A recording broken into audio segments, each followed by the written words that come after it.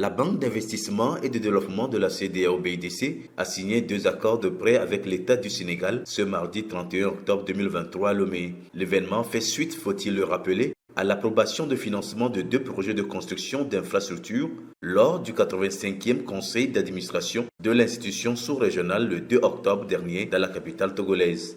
L'un des financements d'un montant de 15 milliards de francs CFA concerne la construction de l'autoroute Dakar-Saint-Louis. Je voudrais d'abord exprimer notre gratitude du gouvernement du Sénégal auprès de la BIDC et de son président pour avoir justement octroyé ces deux prêts importants pour l'État du Sénégal, concernant relatif d'abord à l'autoroute Dakar-Saint-Louis. Cette autoroute Dakar-Saint-Louis vient à son heure puisque, comme vous le savez, Saint-Louis va être la ville d'hydrocarbures au Sénégal avec d'importants projets d'investissement privés qui vont s'y ériger. Et donc, il était important de relier la capitale du Sénégal à la ville de Saint-Louis. Une fois construite, cette autoroute va relier les principales villes côtières du Sénégal et contribuera au développement économique de la zone du projet dans les domaines de l'agriculture, de l'exploitation minière, de la pêche et du tourisme.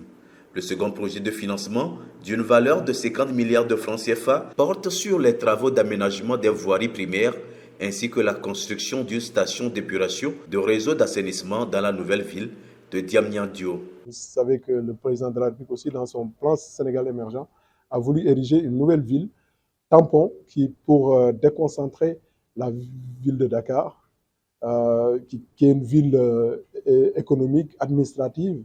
Aujourd'hui, parmi les ministères, par exemple, je donne un exemple, il y a pratiquement 2/3 des ministères qui sont aujourd'hui à Diamniadio. Et donc, il faut donc accompagner ce développement de la ville par la mise en œuvre des infrastructures primaires.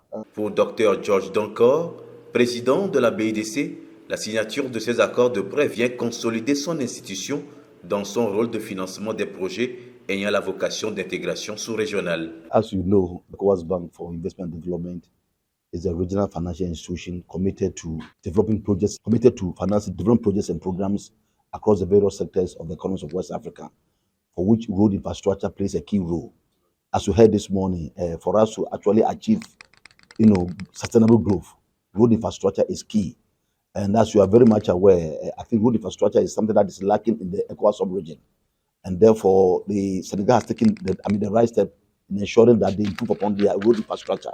And so the amount that we have invested today, which is 65 billion CFA, is geared towards improving road, constructing road, connecting roads from one country to the other, to be able to enhance economic activities and improve the livelihoods of the people.